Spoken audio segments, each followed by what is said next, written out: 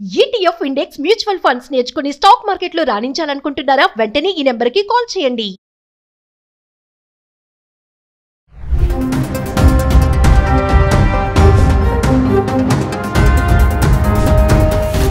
నమస్తే, welcome back to Suman TV. Present మనతో పాటు ఉన్నారు ఎడ్యుకేషనల్ కన్సల్టెంట్ దుర్గశ్రీ గారు. నమస్తే మేడం. నమస్కారం అండి. పేరెంటింగ్ లో చాలా వీడియోస్ లో మాట్లాడుకున్నాం డిఫరెంట్ టైప్స్ ఆఫ్ పేరెంటింగ్. అందులోనే డచ్ పేరెంటింగ్ గురించి మాట్లాడుకున్నాం. స్ట్రిక్ట్ పేరెంటింగ్ ఎలా ఉంటుంది, టార్చర్ పేరెంటింగ్ ఎలా ఉంటుంది, ఇట్లా. సో ఈరోజు నేను మీ ముందుకు ఏంటంటే బ్యాడ్ పేరెంటింగ్. అసలు బ్యాడ్ పేరెంటింగ్ అనేది ఉంటుందా?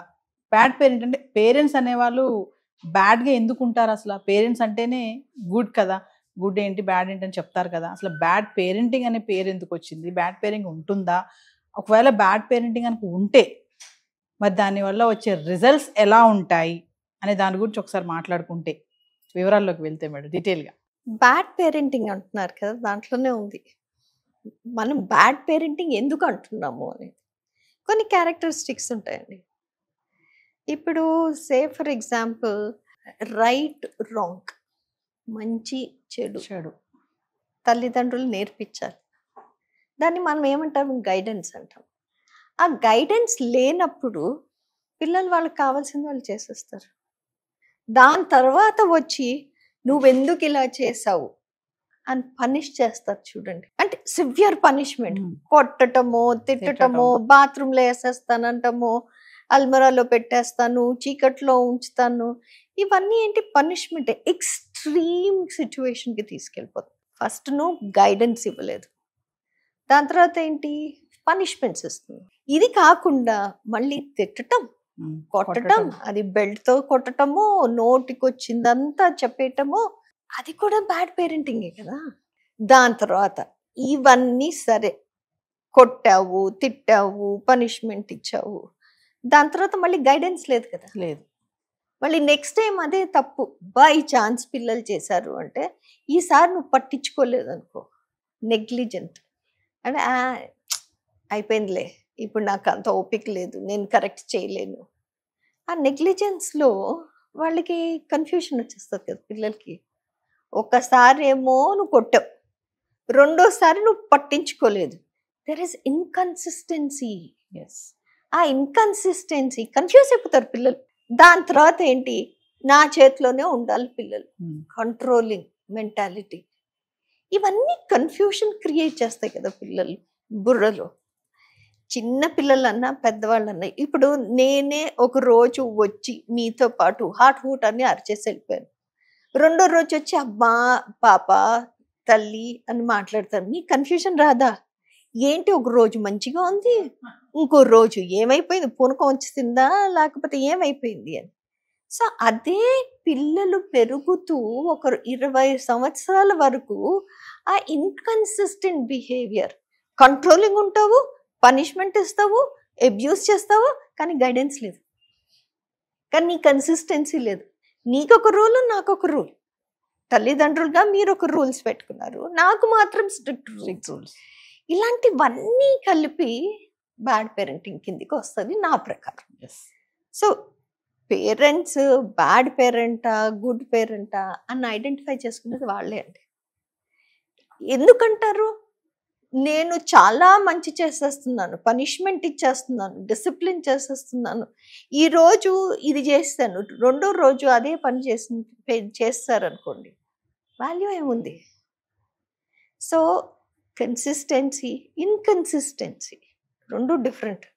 నువ్వు కన్సిస్టెంట్గా పనిష్మెంట్ ఇచ్చావనుకో, చిన్న punishment, it can be as small yes ఇవాళ నువ్వు 10 minutes ఆడుకోవటానికి వెళ్ళలేదు, ఓకే, ఇదే తప్పు నువ్వు రిపీట్ చేసావనుకో, నువ్వు 10 minutes కాదు, రేపు 20 minutes వెళ్ళావు, ఎల్లుండి 30 minutes వెళ్ళావు. ఆ కన్సిస్టెన్సీ ఉంటే పిల్లలు అది తప్పు అని నేర్చుకుంటారు. అది టైప్ ఆఫ్ గైడెన్స్ అవుతుంది.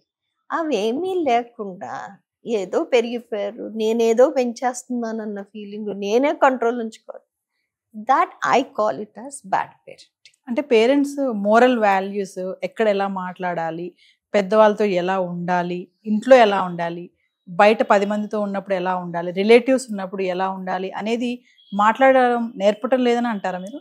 పిల్లలకి తల్లిదండ్రులు నేర్పిస్తున్నారో నేర్పించటం లేదో నాకు తెలియదు. అది కూర్చోపెట్టి నేర్పించవలసిన అవసరం లేదు. తల్లిదండ్రులు ఏం చేస్తున్నారో పుట్టినప్పటి నుంచి నేర్చుకునేది ఆ తల్లిదండ్రుల్ని ఇమిటేట్ చేస్తుంది. ఆ ఇమిటేషన్లో కొన్ని మనము నేర్పించవలసింది అవసరం చాలా ఉంది. నా ప్రకారం ఫస్ట్ థింగ్ గ్రాటిట్యూడ్ అనేది లేకపోతే జీవితంలో మనం ఏమీ సాధించలేం. రెండోది ఆనెస్టీ. నువ్వు తప్పు చేసావు, ఒప్పుకో, నేను ఇది తప్పు చేశాను, దీనికి నాకు సొల్యూషన్ ఏంటి, నెక్స్ట్ టైం నేను ఈ తప్పు ఎలా చేయకుండా ఉండాలి. ఒక ఆనెస్ట్గా నేను వచ్చి తల్లిదండ్రులకి చెప్పగలుగుతున్నాను. అదేవిధంగా తల్లిదండ్రులు కూడా వచ్చి ఆనెస్ట్గా చెప్పాలి, అరే నేను తప్పు చేశాను రా, ఆ రోజు నీకు తప్పు చెప్పాను కదా, నేను సారీ అమ్మా, నేను హిమాలయాస్లో ఇక్కడ ఉంది అనుకున్నాను, కానీ అది నేపాల్లోకి వచ్చింది. నేపాల్లో కూడా హిమాలయాస్ ఉన్నాయి కదా, నేనే నేర్చుకోవాలి రోయ్ కొంచెం జాగ్రఫీ అనేది. సో ఆ తప్పుని యాక్సెప్ట్ చెయ్యటం అనేది మన నుంచే నేర్చుకుంటారు. కానీ అది ఆనెస్ట్గా మనం చెప్పాల్సింది. ఎదుటి మనిషికి మనం రెస్పెక్ట్ ఇవ్వటం. ఇప్పుడు భార్య భర్తని రెస్పెక్ట్ ఇస్తుందా, భర్త భార్యకి ఇస్తున్నాడా, ఫస్ట్ అది చూస్తారు పిల్లలు, తల్లిదండ్రులు ఎలా బిహేవ్ చేస్తున్నారు. అలానే ఇప్పుడు ఎవరో ఇంటికి వచ్చారు హాహా హోహో అని మాట్లాడేస్తారు తల్లిదండ్రులు. వాళ్ళ తెల్లగానే ఈడెందుకు వచ్చాడ్రా బాబు అని మాట్లాడారు అనుకో, పిల్లలు మళ్ళీ కన్ఫ్యూజన్ వస్తుంది. ఇదేంటి రెస్పెక్ట్ఫుల్గా ఇప్పుడే మాట్లాడావు, వాళ్ళ తెల్లగానే నువ్వు ఇలా మాట్లాడుతున్నావు, రైట్? నీకు ఏమన్నా డిఫరెన్స్ ఆఫ్ ఒపీనియన్ ఉంటే నువ్వు నీ హస్బెండ్తో ఆర్ నీ వైఫ్తో నువ్వు బిహైండ్ ద డోర్స్ తర్వాత మాట్లాడుకోండి, పిల్లల ముందర కాదు. ఒక మనిషికి మనం ఇచ్చే రెస్పెక్ట్ చిన్న పెద్ద ఎవరైనా, ఆఖరికి మన ఇంటికి వచ్చి మనకి హెల్ప్ చేసే పని వాళ్ళైనా నువ్వు ఎలాంటి రెస్పెక్ట్ ఇస్తున్నావు. దాని తర్వాత రెస్పాన్సిబిలిటీ. నేను తప్పు చేశాను అంటే అది నా రెస్పాన్సిబిలిటీ. ఓకే, ఇప్పుడు సింపుల్ థింగ్, తల్లులం మనం బేసిక్గా వైట్ బట్టలు కలర్ బట్టలతో వేసేసాం, కలర్ అంటుకుంది, next day uniform white colour అంతా పింక్ కలర్ అయిపోయింది. వేసుకుని వెళ్ళవు, ఎవరు తప్పు? వాళ్ళు స్కూల్కి వెళ్ళిన తర్వాత ఇదేంటి పింక్ షర్ట్ అయిపోయింది, ఏంటైపోయింది అని నలుగురు నవ్వటము, టీచర్ తిట్టటము, ఇవన్నీ వాళ్ళు భరించాలి కదా. బట్ అదే నేను సారీ అమ్మా తప్పు అయిపోయింది, ఎనీ ఆల్టర్నేటివ్ లేదు, ఇంకో వైట్ షర్ట్ లేదు, వెళ్ళి కొనుక్కుందామా, అంత టైం లేదు, పోనీ నేను వచ్చి టీచర్కి చెప్పనా ఇలా అయ్యింది అని చెప్పి, ఆప్షన్స్ ఉన్నాయి కదా. సో అది నేను తప్పు చేశాను అని అడల్ట్గా నేను ఒప్పుకున్నప్పుడు నెక్స్ట్ టైం కాషియస్గా ఉంటానమ్మా అని నేను నేర్పించాను అనుకోండి, వాళ్ళు నేర్చుకుంటారు. చిన్నవేమ్మా, ఎక్కడి నుంచో ఆకాశంలో నుంచి రావు, నువ్వు పెద్ద పెద్ద చదువులు చదువుకున్నారు రావు.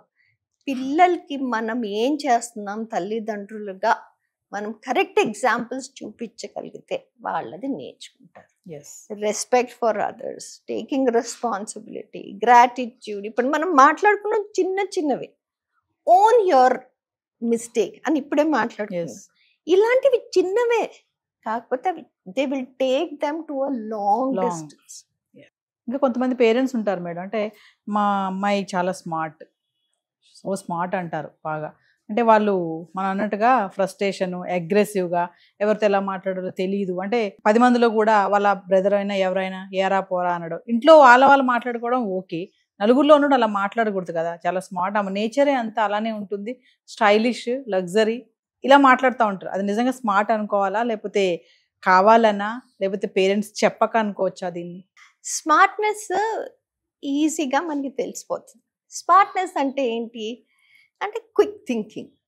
ఓకే, అంటే ఇప్పుడు ఎవరన్నా ఏమన్నా అంటే తొందరగా ఆలోచించి మనం ఆన్సర్ చెప్పగలుగుతున్నామా, ఓర్ సజెషన్ ఇవ్వగలుగుతున్నాం. స్మార్ట్నెస్ అంటే ఏంటి, బ్రిస్క్గా ఉంటుంది, వాళ్ళ ప్రెజెంటేషన్ చాలా బాగుంటుంది. మనం ఎందుకు నవీన సో స్మార్ట్ అంటే నీ ప్రెజెంటేషన్లో నాకు క్లారిటీ వస్తుందా, క్లియర్గా స్టెప్ వైజ్ చెప్తున్నావా, ప్రాబ్లమ్ సాల్వ్ చేస్తున్నావా, ఇవన్నీ చూస్తే స్మార్ట్నెస్ అని. ఆ స్మార్ట్నెస్ ని ఓవర్ కాన్ఫిడెన్స్ ని రెండు కలిపేసి అప్పుడప్పుడు ఏంటో చేస్తున్నారో తల్లిదండ్రులకి అర్థం కాదు, అటు పిల్లలకి అర్థం కాదు. ఓవర్ కాన్ఫిడెన్స్ అంటే ఏంటి, నాకు అన్నీ తెలుసు, ఓకే నేను చదువుకోకపోయినా నేను పాస్ అయిపోగలను, ఓకే నేను చదవకుండానే నాకు 75% వచ్చింది, నేనే చదివితే టాప్ అయిపోతాను.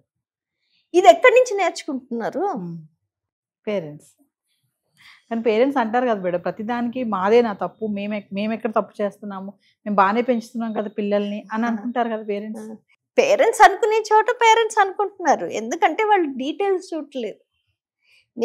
నువ్వు బుక్ అడిగావు, నేను తెచ్చిచ్చేసాను, నేను మంచి స్కూల్కి పంపిస్తున్నాను, నువ్వు డాన్స్ అడిగావు నేను పంపిస్తున్నాను, స్పోర్ట్స్కి పంపిస్తున్నాను, ఇది పంపిస్తున్నాను, అది పంపిస్తున్నాను, అన్నీ చేసేస్తున్నాను. అదేంటి బిగ్ పిక్చర్ చూస్తున్నావు. కాకపోతే నువ్వు ఇంట్లో ఏం చేస్తున్నావు, క్షణం పిల్లలు నిన్ను చూస్తూనే ఉన్నారు. ఆ టైంలో నువ్వేం చేస్తున్నావు?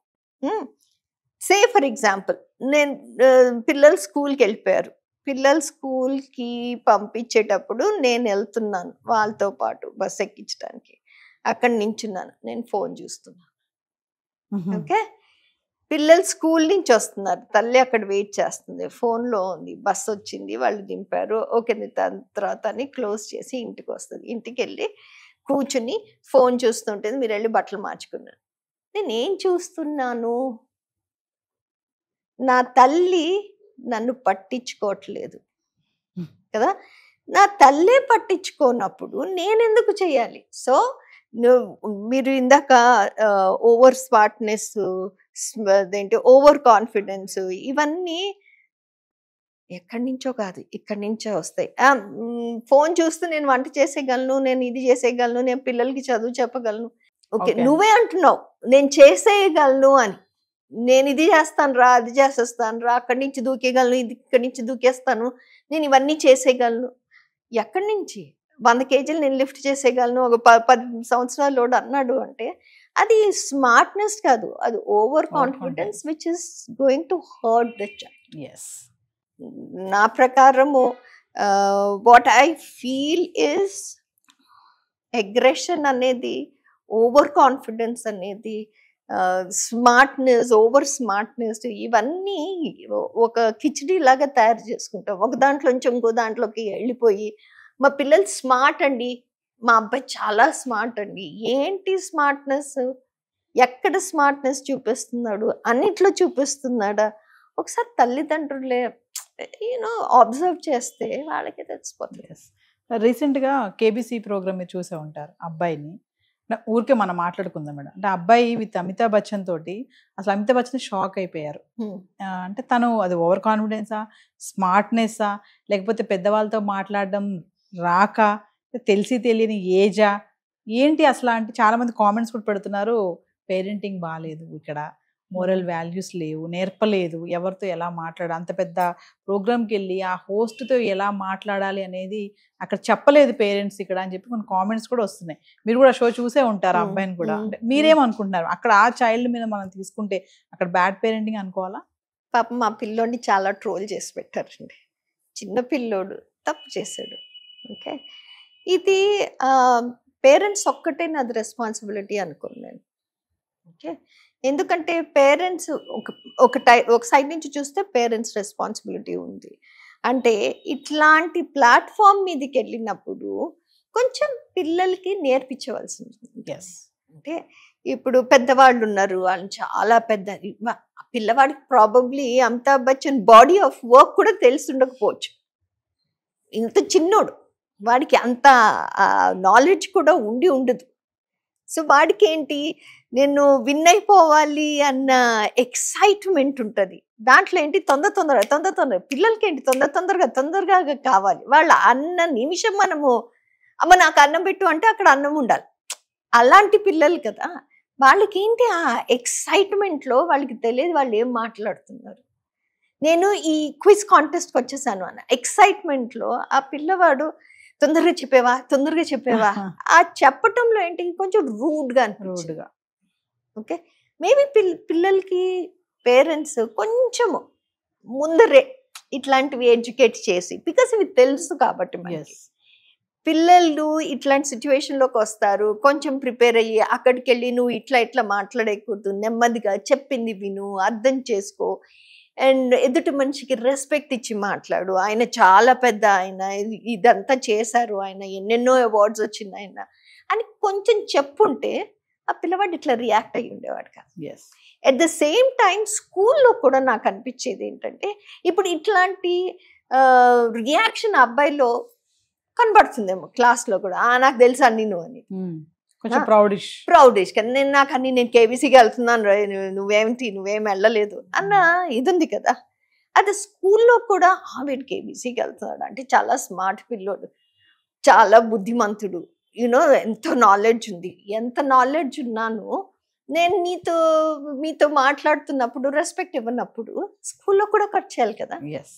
ఓకే, చుట్టుపక్కల ఉన్న వాళ్ళు కూడా సపోర్ట్ చేశారు, ఏంటి నువ్వు ఇది అని అందలం ఎక్కించేసి అక్కడి నుంచి తోసేసినట్టు అయిపోయింది ఆ పిల్లవాడు కదా. సో నాకు అనిపించేది అది పేరెంట్స్ రెస్పాన్సిబిలిటీ, స్కూల్ రెస్పాన్సిబిలిటీ, చుట్టుపక్కల ఉన్న వాళ్ళందరి రెస్పాన్సిబిలిటీ ఉంటుంది. ఒక పిల్లవాడు పాప ఎప్పుడైనా సరే మీకు ఓవర్ కాన్ఫిడెన్స్తో వాళ్ళు చేయవలసింది చేయలేక ఇట్లాంటి సతమత సిచ్యువేషన్లో ఉన్నప్పుడు వాళ్ళకి మీరు హెల్ప్ చేయవలసిన అవసరం చాలా ఉంది. వాళ్ళకి ఒక ఛాలెంజింగ్ సిచ్యువేషన్ ఇచ్చి ఓడిపోవటం ఏంటో నేర్పించి ఇవన్నీ నేర్పించగలిగినప్పుడు అటు పేరెంట్స్ సైడ్ నుంచి, స్కూల్ సైడ్ నుంచి, చుట్టుపక్కల వాళ్ళ నుంచి, అప్పుడు పిల్లలకి ఇట్లాంటి సిచ్యువేషన్ రాదు. పాపం పిల్లవాడిని చాలా ట్రోల్ చేసి పెట్టారు, వాడి జీవితాంతం వాడు. అయితే ఇంకో కేటగిరీ పేరెంట్స్ ఉంటారు, ఫైనల్ గా మాట్లాడుకుందాం మనము. ఇంకో కేటగిరీ ఏంటంటే చిన్నపిల్లోడే కదా వాళ్ళు ఏమనుకోరులే, చిన్నపిల్లోడు అలాగే మాట్లాడతాడు అనుకుంటారు, ఏమి వీన్ని పాయింట్అవుట్ చెయ్యరులే అని కూడా కొంతమంది పేరెంట్స్ వదిలేస్తూ ఉంటారు.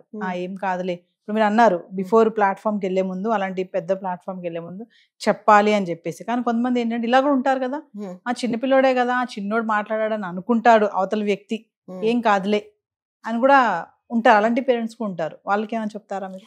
ఇప్పుడు ఇట్లాంటి అజంప్షన్స్ లో ఫస్ట్ పేరెంట్స్ వాళ్ళు భూమి మీద ఉన్నారో ఆకాశంలో ఉన్నారో వాళ్ళకి వాళ్ళు రియలైజ్ అవ్వలేకపోతే ఎవ్వరు ఏమి చేయలేరు. ఓకే, ఒక పిల్లవాడన్నా పాపన్నా మిస్బిహేవ్ చేసింది అని మీకు తెలిస్తే వెనకాల ఇంకా కొన్ని స్టోరీలు ఎక్కువ సాగుతాయి. ఫస్ట్ థింగ్, బాబాయ్ వాళ్ళని పిలవద్దురా బాబు, వాళ్ళ పిల్లలు చాలా ఘోరంగా టేబుల్ ఎక్కేసి అన్ని పీకేస్తారు, మా ఇంటికి మాత్రం మేము పిలవట్లేదండి. ఇప్పుడు ఆ పిల్లవాడు, ఒక పిల్లవాడు ఎవరన్నాను ఓవర్ స్మార్ట్ గా నేను ఇది చేసేస్తా అది చేసేస్తానని మీ పిల్లలు వచ్చి చెప్పారనుక, అమ్మా వాడు అట్లా చెప్తున్నాడమ్మా అంటే మీరంటారు ఓకే వాడు అట్లా అని చెప్తాడులే.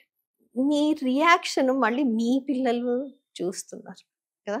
సేమ్ వే ఇప్పుడు తల్లిదండ్రులుగా నేను తల్లిగా నా కొడుకు ఏం మాట్లాడా, చుట్టుపక్కల వాళ్ళ చిన్నోడు మాట్లాడేశాడు ఏదో చెప్పాను, ఎవ్వరు ఎక్స్క్యూజ్ చేయరమ్మా, ఎవ్వరు ఎక్స్క్యూజ్ చేయరు. పిల్లలైనా పెద్దవాళ్ళైనా ఎదుటి మనిషికి రెస్పెక్ట్ ఇవ్వకుండా మాట్లాడాడు అంటే you have not supported the child. అది పిల్లవాడు, చిన్న పిల్లవాడు 3 సంవత్సరాలు వాడికి తెలియదు అంటే నువ్వు నేర్పించాలి, నువ్వు నేర్పించకుండా నువ్వు ఏం చేస్తున్నావు? కానీ ఇప్పుడు జనరేషన్ అంతా ఫాస్ట్ గా ఉంది, ఫాస్ట్ గా మూవ్ అవుతున్నారు, మూవ్ ఆన్ అంటున్నారు కొంతమంది పేరెంట్స్. మూవ్ ఆన్ అవ్వచ్చు ఎక్కడ, నువ్వు ఫస్ట్ బేసిక్ వాల్యూస్ లేకుండా మూవ్ ఆన్ అవ్వటం ఎందుకు? నువ్వు మనిషిగా ఈ సొసైటీలో బతకటానికి నీకు హ్యూమన్ వాల్యూస్ కావాలి కదా ఫస్ట్. ఆ వాల్యూస్ లేకుండా మూవ్ ఆన్ ఎక్కడైపోతాం మనము? నువ్వు ఎంత నేర్చుకున్నా, ఎంత నాలెడ్జ్ నీకున్నా, నీకు social communication, social behaviour, social skills లేనప్పుడు అందరూ అవాయిడ్ చేస్తారు. ఆ పిల్లలు అట్లా తయారవటానికి పేరెంట్స్ రెస్పాన్సిబిలిటీ తీసుకోవాల్సి వస్తుంది. సో పేరెంట్స్కి నేను రిక్వెస్ట్ చేసేది ఏంటంటే, in case if you find your child showing those kind of నాకంతా తెలుసు అన్న యాటిట్యూడ్ వచ్చినప్పుడు వెంటనే ఛాలెంజ్ చేయండి. వాళ్ళు ఛాలెంజ్ ఎలాంటిది, ఏదో ఈజీగా ఛాలెంజ్ చేయటం కాదు, నువ్వు ఇది చేయగలవా, నువ్వు అక్కడి నుంచి దూకేగలవా, అట్లాంటి ఛాలెంజ్ కాదు, కన్స్ట్రక్టివ్ ఛాలెంజ్ ఇవ్వండి. ఇప్పుడు say for example 5 years old, నేను అన్నీ చేసేస్తాను, నేను అన్ని గేమ్స్ ఆడేస్తాను, రూబిక్స్ క్యూబ్ ఇవ్వండి చేయటానికి. వాడు చేసేయగలడా? వాడు నేర్చుకోవాలి, సతమత పడతాడు, నేర్చుకోవాలి. అక్కడ ఏంటి, you have built a challenge for him. అది నేర్చుకునేంత వరకు వాడికి తెలుసు నేను ఫెయిల్ అయ్యాను ఇక్కడ అనేది. ఆ ఫెయిల్యూర్ నుంచి నువ్వు మోటివేషన్ క్రియేట్ చేస్తున్నావు. అదేంటి, positive way of doing it. లేకపోతే పిల్లలకి చాలా కష్టపడతారు. ఫ్యూచర్ అనేది వాళ్ళకి కొంచెం బ్లీగా. మనం వర్క్ లోనే ఎవడన్నా అట్లానే కోతలు రాయుడు ఉన్నాడు రా బాబు, ఏదన్నా సరే అన్ని కోతలు, ఆడు చెప్పేవన్నీ అబద్ధాలే. మనం ఎన్నిసార్లు అనుకోలేదు కదా. సో వాళ్ళకు కూడా అలాంటి సిచ్యువేషన్ వస్తుంది. మనం ఎందుకు అలాంటి సిచ్యువేషన్ క్రియేట్ చేయాలి? Thank you ma'am. Thank you.